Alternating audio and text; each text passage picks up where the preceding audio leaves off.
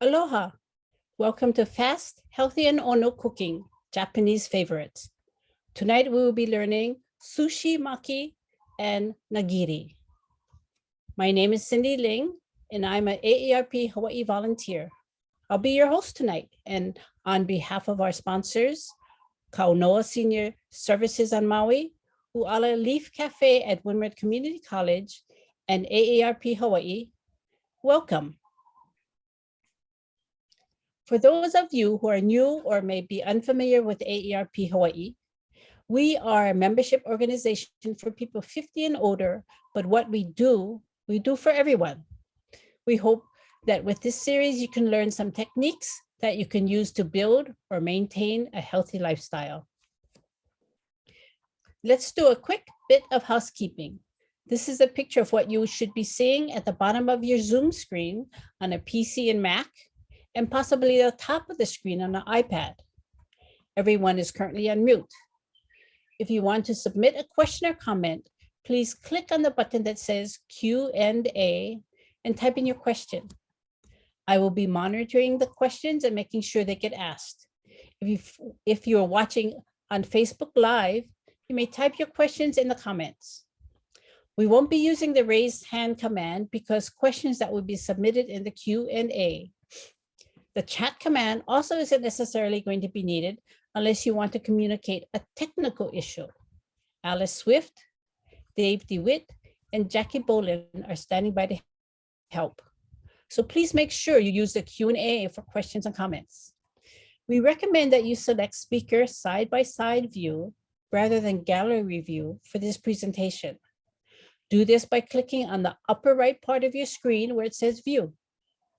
Once you are in that view, you can change the size of the slides or of the speaker simply by clicking and dragging on the middle bar.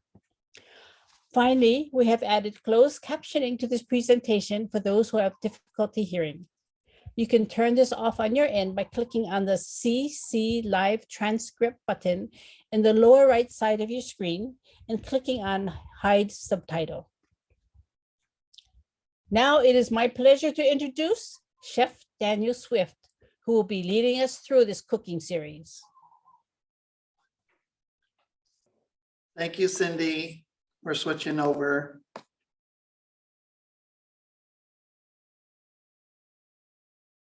Can you hear me okay?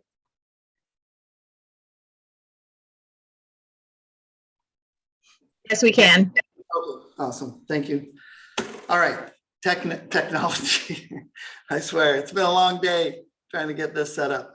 We're trying to eliminate the glitches and the slowdowns. We think we've isolated it. We spent a lot of time on it, but I apologize in advance if it does drag on just a little bit. But welcome everyone back to Fast, Healthy, and Ono Cooking with AARP. Cindy, mahalo for the kind introduction. Tonight is the second class that we're doing of 4. Focusing on Japanese favorites, and it's kind of an extension of what we did last week with the sushi rice and the hand rolls. We're going to go through a different approach to the rice, and then we'll also move on then to making some nigiri and some maki rolls. So fun and simple, or it can be. As I said last week, I don't want to downplay the level of skill and intricacy and training and practice that go into making high quality sushi. I am not a sushi chef. Chef Steve's here. He's walking through the cafeteria. He is, and then we worked together at the Mandarin years ago where Hoku's had a sushi bar. So what we do want to do is sort of take the mystery out of it, take the the challenge or anything that might kind of make you hesitant to give it a shot at home, and make it fast and easy. And then of course it'll be healthy if you're choosing the right ingredients to go with it. So I outlined a couple things, excuse me, just to highlight as keys to make sushi easy and come out with good product. Tonight I'm going to show you the fast rice version. We'll go through that when we do those steps. We'll do good tools. I'll introduce you to a couple things that can help save you a little bit of time. It's not overly expensive or complicated tools that are necessary. or you can just do everything basically by hand in the traditional method. But sometimes it's helpful to have things that will cut a little bit of time out of the process. And then fun ingredients, we got a bunch of different fun ingredients that we use to do the fillings. And that's totally up to you. There's some classic traditional ones, some favorites that most people would have here in Hawaii. And I always say, be creative and try to utilize things that you know and have at home. And it helps to maybe create something that you've never even seen before. So you never know when you might create some masterpiece. So all of those things together should add up to some pretty fun and delicious sushi at home. So we'll get started. I think I mentioned last week when we were doing the rice, where we went through the process, we showed you how to wash it. And you know, that's probably about 30 minutes or so at least to go through that process of washing it, similar to the process that you're all doing at home for the rice that you cook just for regular eating. I even talked to folks that use that rice for their sushi if they're making quick, simple sushi at home. So we added that additional soak and then we steamed it and we had it ready. It went off just about this time last week, where we then cut in the sushi su, which we made. This week, we're going to go with the simple straight route. So I had pointed out that I found some rice that we eat this at home when we're in a hurry and we don't have time to do a whole pot, or we want just a small serving. So this is just the pre-cooked rice. There's some really good quality brands. This one is about $3, $3.20, I think. This one that I have here was about $2.20, so a little bit less, but you had to buy a pack that had 3 different packages in there. And then, as I mentioned last week, I thought, maybe it's a good idea we could cut time out by doing that. And sure enough, on this package, I don't know if you can read it or not, but it says excellent for sushi rice. So I guess I wasn't the first person to think of that. So I've already got this one heated up. I'm going to just set this one aside. The brand you picked is sort of up to you. And I've already microwaved it. So the recommendations on this packet were for 1.5 minutes. So that's what I microwaved it for. And it's warm right now, I could tell. You could probably get away with just turning it out and cutting in the rice vinegar, seasoned rice vinegar, but I don't think you'd get as much absorption as you would if it's hot. So that's what we're looking for. Last week, we also used the traditional wooden bowl for it to absorb the moisture and spreads it out a little quicker. Not everyone has one at home, so I'm just going to use a simple plastic bowl. Everybody should have something like this at home. So we're kind of taking a few quick routes to get to the end result we're looking for here. So this, I just peeled a little bit of the corner as it is instructed, microwaved it, and now I can open it up. And it's still warm, I can feel it. And I'm just going to turn it out into my bowl. And last week we used just a straight rice vinegar with the salt, the sugar, or the sugar substitute, and the seaweed to make it. But I also mentioned that you can buy the pre-made, already seasoned rice vinegar, and that's what we're going to do today. So we're saving a little time on the rice, saving a little time on making the soup. So I'm just going to drizzle a little bit. It doesn't take a lot. It's going to be up to you. I found this, we made it earlier today. I found it to be a little sticky. I don't know if Steve thought it was the same, but that will impact the level of stickiness as well. So, but I'm going to go through the same process of basically then cutting it like we did last week. And if anyone has questions, Cindy, about the rice portion, feel free to ask while I cut this, and it'll take a minute or so. And I'm just breaking up any clumps that we might have. So we just want them all sort of separated. And what I'd recommend you get, of course, is the short grain rice. There's a lot of different brands and different types. And you don't want to get the jasmine rice. It will tend to fall apart. It's not as sticky as the short grain rice is. And then I also actually even did a brown rice. Steve and I were experimenting in the kitchen today. And I found that with a little extra su, it actually turned out sticky enough that we could utilize it for that. So this is cooling off. I can feel it a little bit. I could have a fan or someone could be fanning it. But the trick is to make sure we don't have any lumps. We know we're getting the seasoning from the seasoned vinegar. I'm going to add just a little bit more. So this is an ingredient, and as is the rice that you can keep in your pantry just for regular occasions, or to do a quick sushi rice. It works great. So again, I'm just cutting that in, eliminating any lumps, cooling it off. It smells great.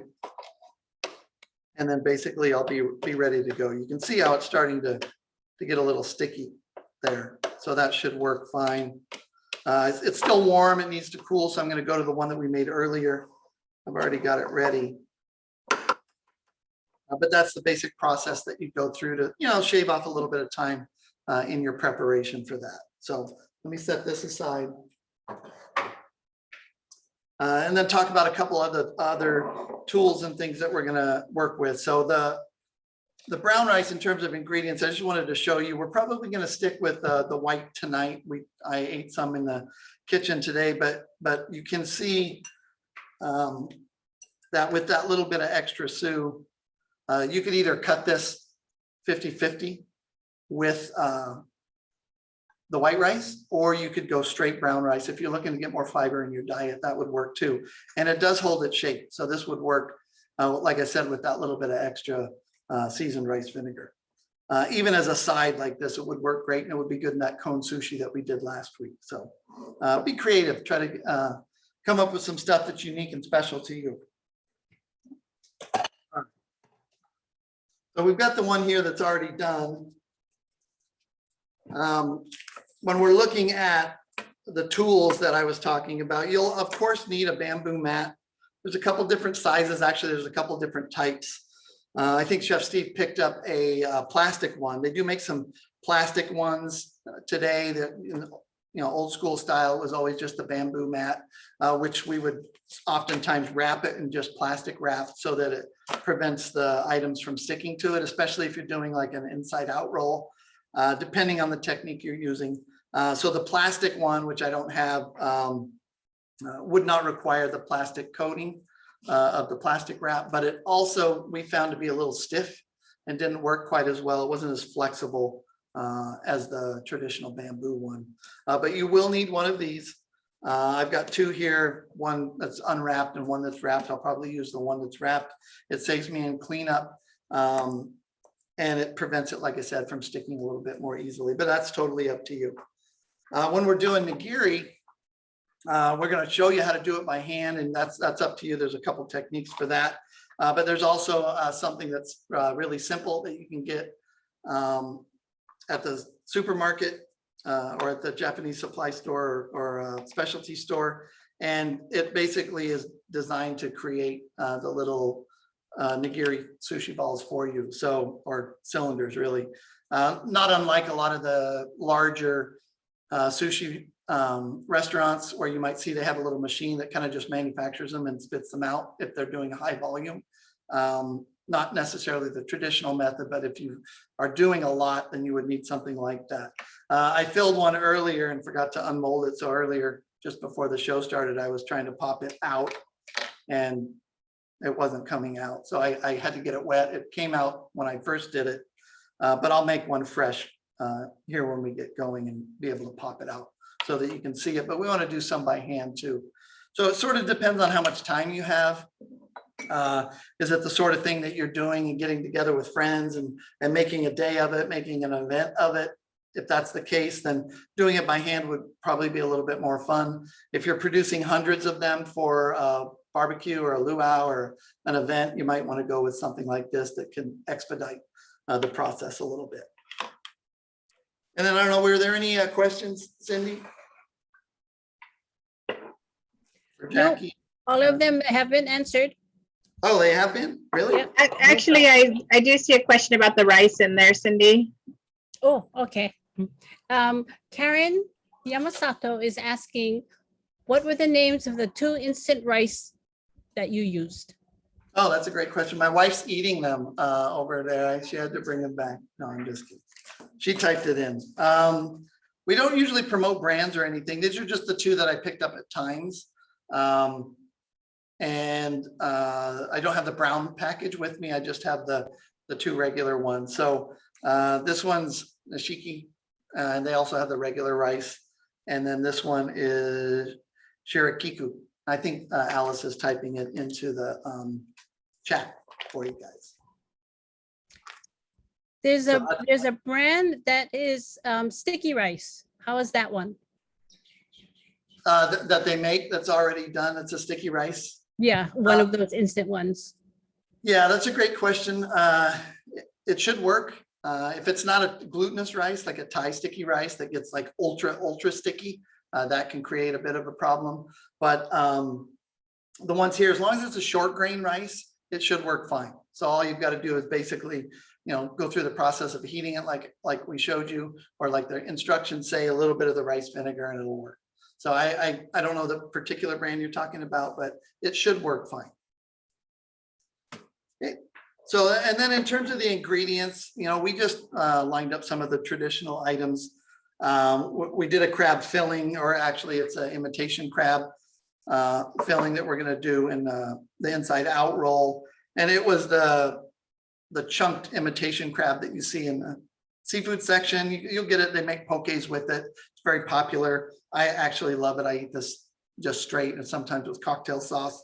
It's a white fish, white pollock, generally speaking, and then crab extract and a little red color to make it look like it's crab meat. There's a couple of other ones I almost picked up today, the ones that are a little bit longer. They're made to look sort of like the inside of a crab leg. That would work as well. It's a long cylindrical piece. It would work easily.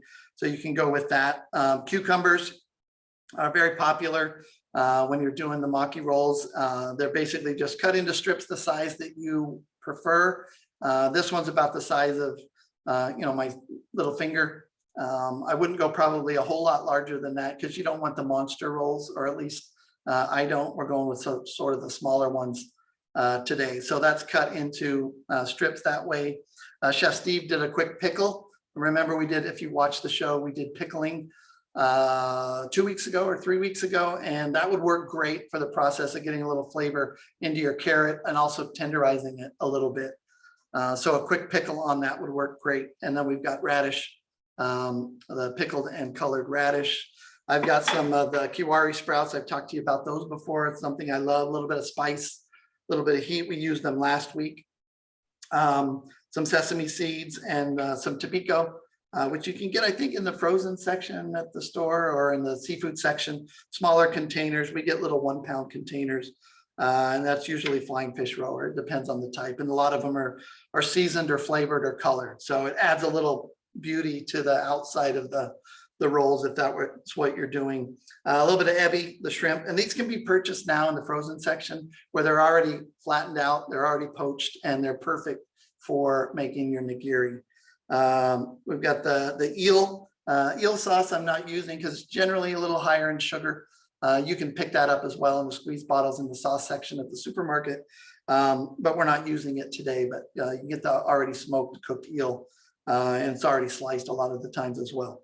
And then I grabbed some sushi grade tuna. This was running about $10.95, I think, $11 a pound. So I just got a couple pounds of that, and we sliced that up. And then we also cut a few long, narrow strips if you want to put those inside of your rolls.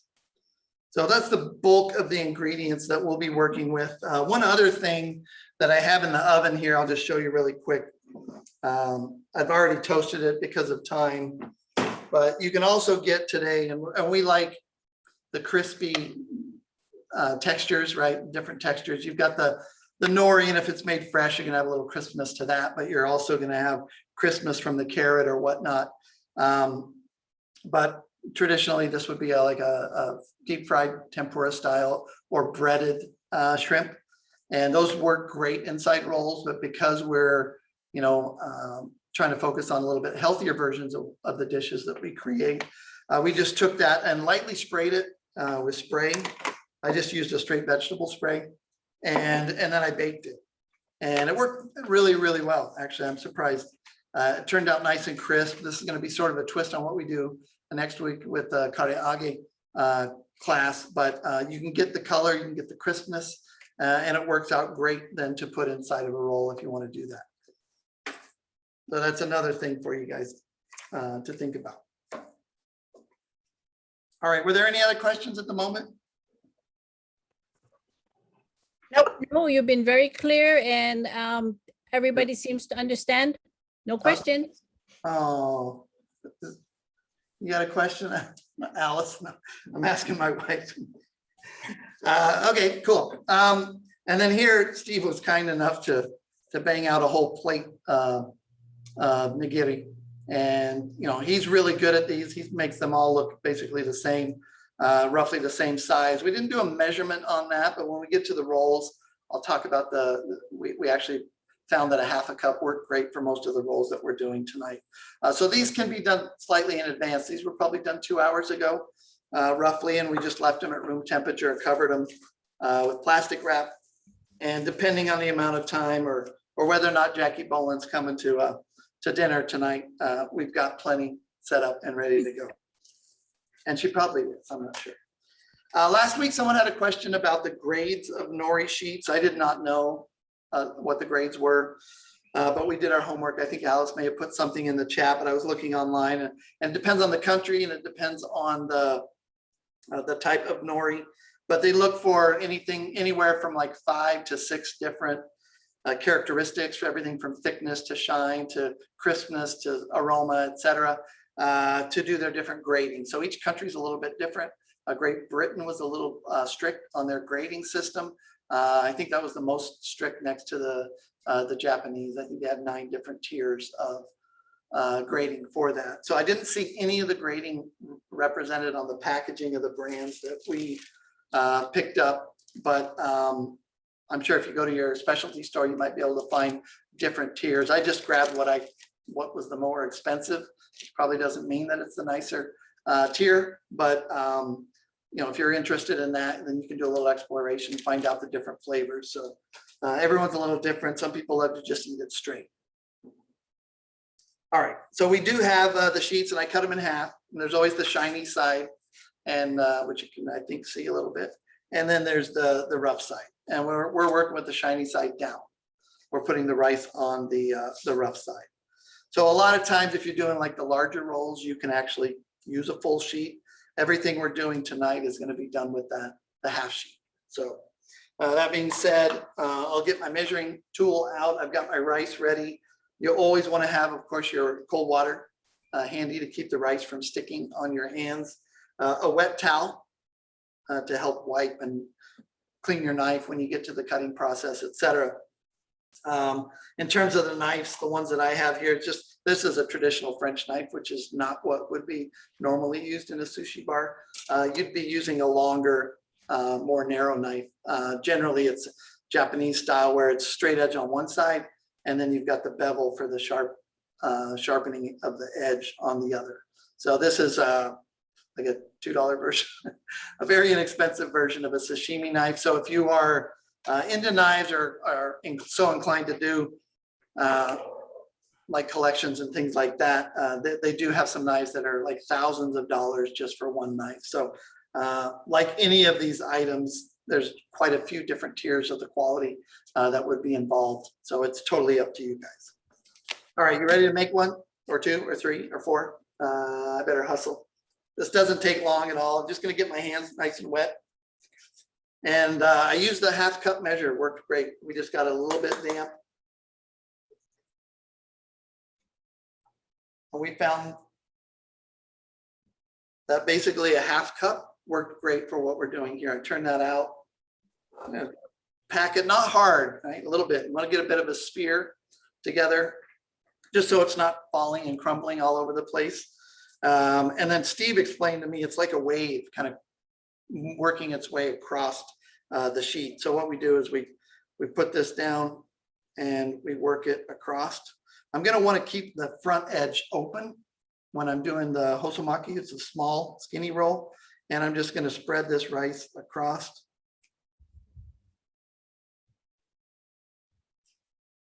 And keeping my hands nice and wet. And then basically just filling in the slots. I don't want to smash it down.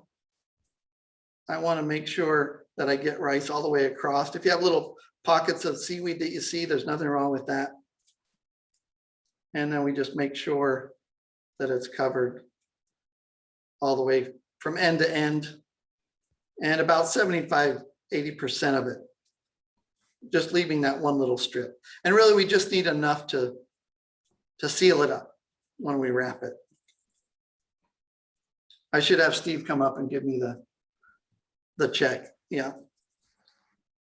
And then very important, if you like wasabi, which I do, you have some here, you want to put a little bit inside. Unless you're making it for kids, you probably always want to do a little bit of wasabi. So a little strip across there.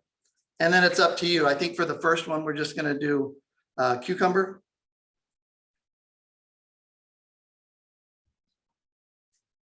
And if I put that in the center, did we have that umi sauce? Or the, it might be in the cooler. Oh, here it is. Sorry. It's over here. And a little bit of the umi sauce. And it's up to you. If you have a favorite sauce you want to use, you can feel free to do that. Absolutely. And then we're unlike most of the rolling that we do in baking, like cinnamon rolls and things like that, where we roll towards ourselves, here we're rolling away. So again, I just want to make sure my fingers aren't like dry so that anything sticks. And then we're basically bringing this, it's easiest if you move it sort of to the front of the mat. And the key is to make sure that we have enough rice to sort of go over and wrap all the way around that cucumber. I'll try to keep my fingers out of the way. So hopefully you guys can see, I'll move it up a little bit. And then bring that around and down. I get my fingers out of the way. And then we bring that sort of together. So we don't want it spilling out. That's the trick. You just got to leave that strip in the front. You don't want it spilling out and covering that up so that you don't have something to create that seal. And when we're pressing on the mat, it's really more of almost a square. We're not looking necessarily for a perfectly round. There's nothing wrong with doing it round, but what we'll try to do is kind of block it a little bit like that. And then just continue forward. And then once we get there, then we can kind of seal it. And then you have your roll, simply like that. And then you're just checking the ends. And then what we want to do is cut it. I've got a small board here that I can use for some of the ones that we put together. And this is traditionally cut into six pieces. Different types are cut into different numbers of pieces. I don't have all of those memorized. Chef Steve, we can always call on him. If you have like detailed questions that you want to ask about it, let me know. I'll relay them to Chef Steve. So we're always shooting for the middle. More often than not, it's an even number. Sometimes it's an odd number. But if you go straight for the center, and a nice sharp knife helps. And then you want to wipe it off because you will get some rice stuck on there. And then we go again here.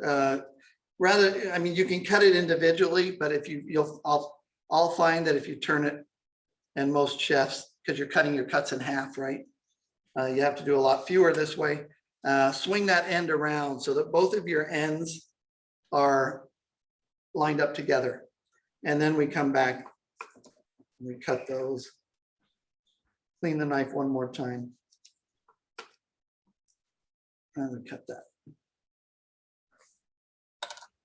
Chef Dan, we do have some questions, so whenever you're ready, let me know. Yeah, go right ahead, anytime. Okay, the first couple are about the vegetables. The first one from May, is there a certain brand of radish to use? You can pre-purchase the ones that are already pickled if you'd like, or you can get daikon and create your own pickled radish, totally up to you. There's even some other brands of the purple ones, cucumbers and different ones that are utilized pretty regularly in Maki sushi, but there's no particular brand that I would recommend or that I would know of. Good question though. The next one is from Janice. She wants to know if the carrots are cooked. They were just that quick pickle. So we did a little bit. It was a hot pickle, that quick pickle like we did a couple weeks ago. And what we ended up doing was just heating up that salt, sugar, vinegar mixture. And then Steve poured it over the carrots and let them sit for a few minutes. So they're slightly cooked. It gives them a little flexibility, but they're not like boiled or anything like that. So that would be what I recommend, a quick pickle. And you can find that recipe I think on some of the previous classes that we've done. So I'm going to do one more. I'm going to just take a couple of the sprouts because I want to go. I'm talking too much. I'm sorry. Okay, still more questions. Yeah, go ahead. Judy wants to know if you put a coating on the shrimp before you baked it, and how long and what temperature. The shrimp were already breaded. We got them in the frozen section. So you can pick them up already breaded now, ready to go. You can even pick them up already tempura and they're ready to go as well. So it doesn't have to be something that you're preparing yourself. You can get them already done. It works really well. Okay, and this question probably everybody has. After assembling the sushi, how do you prevent the rice from getting hard in the fridge? Oh, you never refrigerate it. You don't ever want to refrigerate your rice. It should be made fresh and then kept at room temperature. Once it goes into the fridge, I don't think it will really come back to what you want it to be. So you have to sort of just make what you need for the day, which is great. A reason we're using the instant one, because then there's no waste. It works really, really well. But you don't want to refrigerate. It gets hard. It might work for stir fry or fried rice, but it won't work for sushi. I don't think you can bring it back. Can you, Steve? No, he wouldn't recommend that. Whenever we make sushi rice, it's within 24 hours and then it's done. And that's keeping it in that jar. The thermos that you have there. Yeah. That keeps the. So 24 hours in here doesn't go maximum is what he would recommend. Okay. Now we're going to I just did another simple one with the daikon and then I added the radish sprouts there. Now we'll do the inside out. And again, we used a half a cup. It worked well. If you wanted to just be consistent and keep the measurements. And we cover the whole thing on that. So again, keeping my hand wet. And some people don't use the mat for this. They'll just do it right on the board. When I was watching Steve today, that's how he was doing it. And he'll roll it up with a towel. And he said, you know, you don't have to like make this super thick. Depends on how you like it. In Hawaii, people tend to like a little bit more rice, but traditionally speaking, it's not always completely packed. So it's okay to see a little bit of the nori sheet in there as you're working. And then this will become the outside. So here we're kind of going all the way across, a little bit different. And as I said, sometimes this is made with a full sheet, but then you end up with a bit of a monster. And then we're going to do it sideways and go lengthwise. So we get a bit more of a spiral to it. And if you want to garnish it, this is the point in which you'd want to do it. Maybe a little sesame seeds, a little bit of tobacco. And you can, of course, still put stuff on the outside. You see the dragon rolls and things like that with avocado. We picked up a couple avocados today, but they weren't very ripe. They didn't work out. I was going to use those today, but it didn't work. And then we just flip that down. And this is where the mat will help keep it from like sticking or smushing through the bamboo, or that's why I wrap it with plastic. And then I have a filling. I just took that crab with a little bit of low-fat mayo.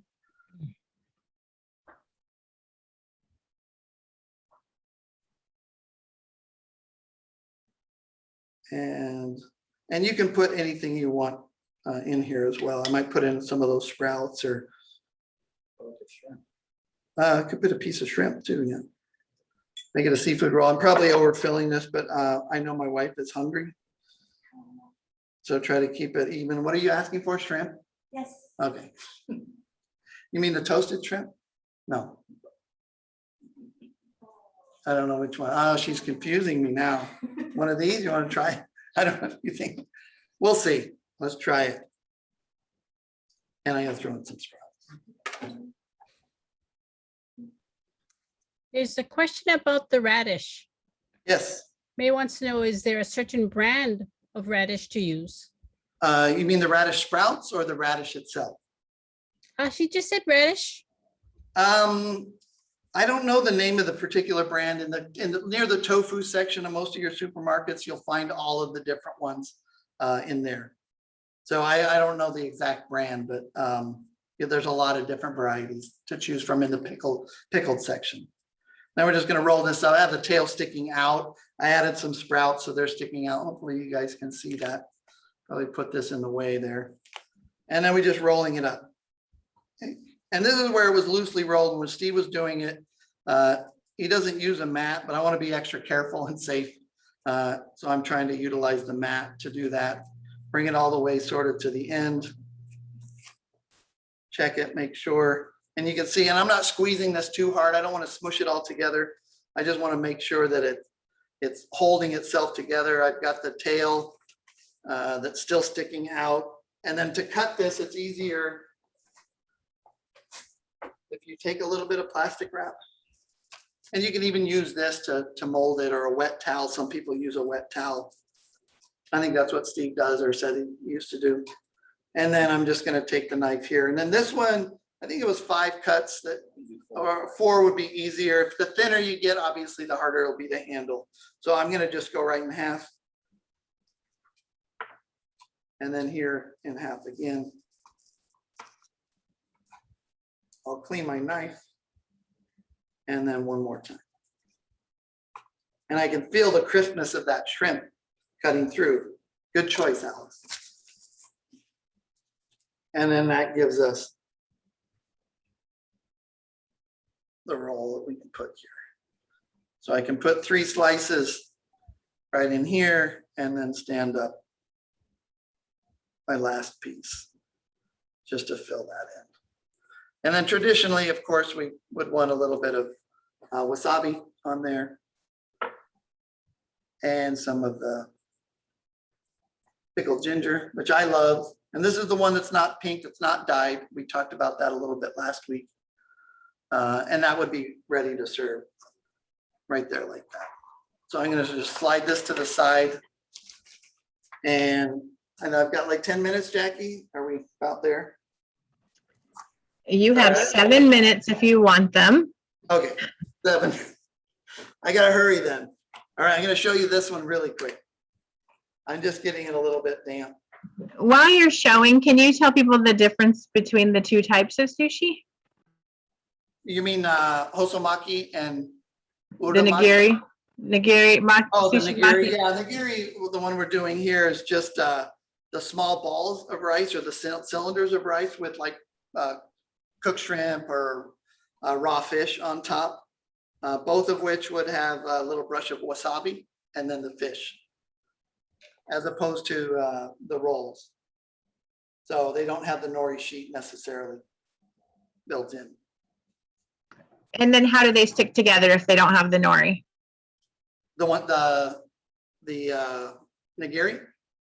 Yes. Well, the fish is thin and a little bit sticky, and then you have a layer of wasabi draped over the top, and it should hold itself together.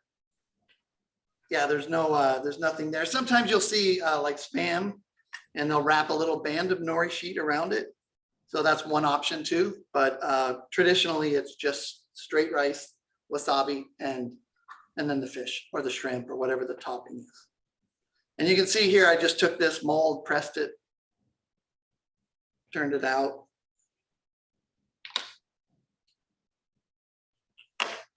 And then we have little pieces already ready to go. And then those would be lined up and brushed with a little bit of wasabi. And I want to do a couple of hand ones too. I'm not quite as proficient as Chef Steve. He didn't trust me. That's why he made a whole plate. No. He usually doesn't stay, but he's here today. He's like watching me to make sure he's going to give me the business later, which is okay. That's all right. That's one of the things, though. Like I said early, is you don't have to be an expert to have fun with making these. As you can see, it's not overly complicated, but to do it in a restaurant and charge high dollars, you want to have the experience and the practice. So I've got some ebi here, and these are the ones that were already made and pre-prepared. And like you said, Jackie, to make this stick, a little lightly pressing it, and that wasabi and the sticky rice will allow it to stick. Then I've got the eel, just draping that over the top. If you had the glaze as well, that can certainly help. And then we have some sashimi or some tuna that's already been cut. So cut into small strips. So that's pretty simple and straightforward. And then it can, of course, just be lined up on a plate. And I think these molds make the pieces of rice, I would say, a little bit larger than you might normally find in a restaurant or a sushi bar, but it's super fast and super convenient. So let me bang out one by hand really quick. So to do that, you want to make sure your hands are wet. I asked Steve how many grains of rice are supposed to be in each one. We're not sure, but when I worked at a restaurant in Seattle, I was told that in training for sushi, it had to be 200 grains plus or minus 10 when you go for your certification and your training. So pretty focused, pretty simple, or pretty serious when it comes to doing that. It's not a simple task. So what we do is just kind of cup it in our fingers, and everyone's hands are a little different in terms of temperature and size. But for me, it works pretty well. I just cup it in those 3 fingers and use 1 or 2 fingers across the top. And then we're usually squaring the bottom or the ends. And you end up with a nice piece. And I don't know, Steve, you'd like to press it pretty hard and tight. It needs to be a certain amount of press. So even that mold you have, when I take them out, I actually pack them just a little more. Okay, so Steve would pack it a little bit tighter, and in this one I packed a little tighter than these were.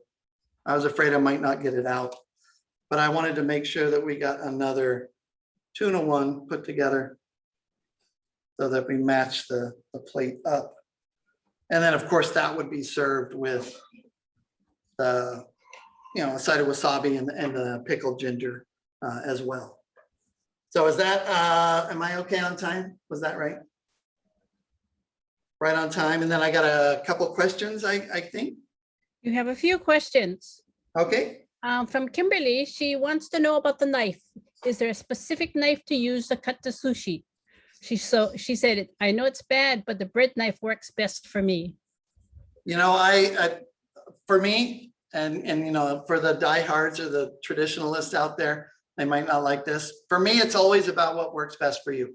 If you want to put ketchup underneath the tuna, I mean, I'm not going to say anything to you. You want to use a bread knife to cut your rolls, then, or your maki rolls, then that's no problem. Whatever works for you. I think that's one of the challenges that we sort of face today is we're afraid to do something that might be wrong or try something that might be strange or weird to other people.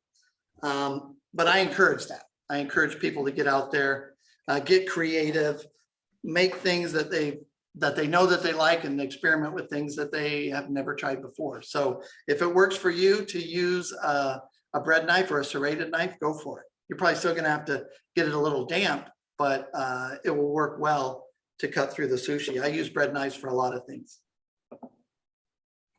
And then I just wanted to show this beautiful tray that Chef Steve put together for my dinner. In the kitchen today, since we were limited on time. I'm lucky that we made it actually through that process, but there's not a whole lot that goes into making a platter of this size, but it has a lot of impact if you show up at a party or something. It's simple ingredients, pretty simple techniques, and I hopefully encourage all of you guys to give it a try, especially if you're saving a little bit of time by using the microwave rice and the already made seasoned gourmet rice vinegar. Makes it easy. And another question, Cindy, you said, I'm sorry. Yes, Raymond says, I have not seen the sushi mat with a plastic wrap on it, and I don't want to put it into a Ziploc bag. Where can you find that in the stores, as I have tried everywhere? Thanks. Oh, yeah, it didn't have the plastic wrap on it. It was made of plastic itself. So it was green. Where did you get that, Steve? Do you remember? Like Daiso or Daiso had it, or Geo. Yeah, maybe it's your Any Kia. Japanese, yeah. Yeah, any of your specialty Japanese stores should have it. You can order them online as well. They would just, to me, seemed a little too firm, I guess, and maybe didn't flex as much, but you can find them online or at Daiso. Yeah, and if you're doing it, like for me, I just used plastic wrap. So when we just took the one that we had, the straight bamboo one, I wrap it with just plain old plastic wrap, and then I can take it off and throw it away. And I don't have to worry about even really necessarily washing it unless it got a hole in it and was punctured or something. So it stays nice and clean and dry. And then I can just fold it up and put it in my silverware drawer. Yep. Any other questions? Yes, there's a whole bunch that just came in. Okay. Anonymous wants to know, does brown rice make a difference? Definitely makes a difference in the fiber in your diet, and I encourage the use of brown rice for sure. We traditionally don't use it here. If we do, we're mixing it 50-50. So we make what we call hopper rice. I think I've mentioned a couple times before. So it does make a difference because it's less sticky. But as I mentioned, kind of on the early side, if you add a little bit more of the seasoned vinegar, it will, until you get that consistency that you need. This is actually a lot stickier now than it was when we made it a couple hours ago. And this would work fine. This would be no problem. So it would work. And this is 100% brown rice. So it would work. It's better for you. And it would still serve the same function. Wouldn't be exactly the same in terms of its function, but it would work.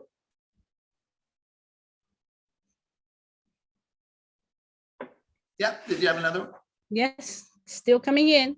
Did Okay. you spray the sushi mold? I'm sorry, did I spray it? Yes. No, I just got it wet. A little bit of water, just like your hands, water works fine. And this is the one I did and then I left, and you can sort of see, I could probably bang it out. It'll still come out, but it won't pop out as easily as it did when I just demonstrated the fresh one. So the moisture that was on the plastic got absorbed into the rice, and it doesn't allow it to release as easily as it would. But if I bang this, it still comes out. And they have all different musubi ones, shaped ones. There's all kinds of different tools like this that you can get fun and creative with making fillings and whatnot. So it doesn't have to be just the nigiri. It can be musubi. I think even some of the triangular shaped ones. What's the term for that? Do you know, Steve? Onigiri. Onigiri. So there's lots of different things out there. You can find them layered and smashed to make all kinds of creative things. Yep, you got another one? Yes. Would we be able to use 16-20 size shrimp for nigiri? Yeah, absolutely. And then Laura wants to know, did you use a half sheet of nori? Yeah, everything we did today was with half sheet.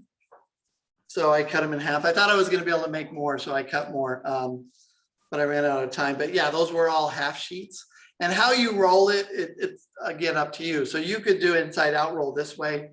You could do it this way like we did.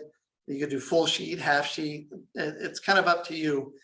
Just get, depends on who you're feeding, how big you want it at the end of the day. A lot of people really like the small, delicate ones that we made here with the Hoso Maki. So it just depends on what you're looking for. Yep. I think this is the last question. Juliana Wong wants to know, can you use either rice vinegar or sushi vinegar? Is there a difference? You can, yeah. Last week we used the straight rice vinegar that we then used to make the sushi vinegar with kombu. I think we eliminated the salt in our recipe last week, and we used a sugar substitute instead of sugar. So yes, absolutely. This can basically be turned into this. For convenience purposes, you can just buy it already done, and it's called seasoned gourmet vinegar. So used for, yeah, so that's basically sushi vinegar. So it's used in dressings, not just sushi, but it's up to you. You have control of the sweetness and the salinity if you're making your own, but it depends on the how big your pantry is and how much time you have. If you're doing it on a regular basis, the one we use tonight's a little bit easier just because it's already done. Cool. Any other questions? No, that's it. Nope. All right. Well, thank you, everyone. And special thanks to Chef Steve, Alice and Jackie and everybody for helping out on the back end. I hope there wasn't a lag or any camera issues. Apologize because we're still sorting through those things here, but it's great to be able to present this. We'll look forward to next week's class where I'm going to borrow Jackie's oven and this week, and we're going to master karaage in air fryer. So tune in. We'll see you next week. Aloha, everybody.